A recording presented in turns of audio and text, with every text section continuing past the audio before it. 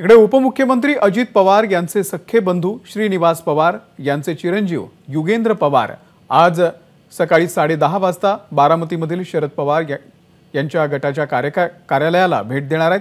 शरद पवारांचे हात बळकट करण्यासाठी शहर कार्यालयामध्ये उपस्थित राहण्याचे आवाहन युगेंद्र पवार यांनी केले आहे। एकंदरीतच आता युगेंद्र पवार हे शरद पवार गटामध्ये सामील होत असल्याने अजित पवारांना धक्का मानला जातोय। तर उपमुख्यमंत्री अजित पवार यांचे सख्खे पुतणे आहेत युगेंद्र पवार। आज सकाळी ते बारामतीमधल्या शरद पवार गटाच्या कार्यालयाला भेट देणार आहेत।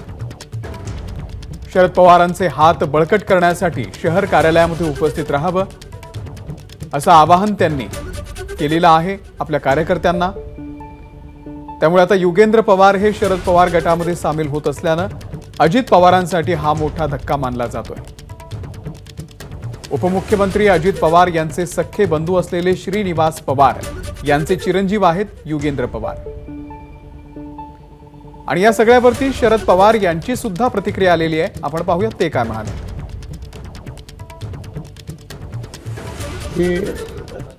व्यावसायिक आहेत, त्यांचा स्वतःचा मोठा व्यवसायांची कसर ते अजितदादांच्या पेक्षा धाकटे भाऊ जे आहेत त्यांचं नाव श्रीनिवास, त्यांचे चिरंजीव अमेरिकेतून शिकून आलेले आणि राजकारणात नसतात। आले तर स्वागत होईल का? आता कुणी एखादी भूमिका घेतली तर त्या भूमिकेच्या संबंधी वेगळं मत व्यक्त करायचं कारण काय? कुठेही त्यांना काम करायची इच्छा असेल तर अधिकार आहे।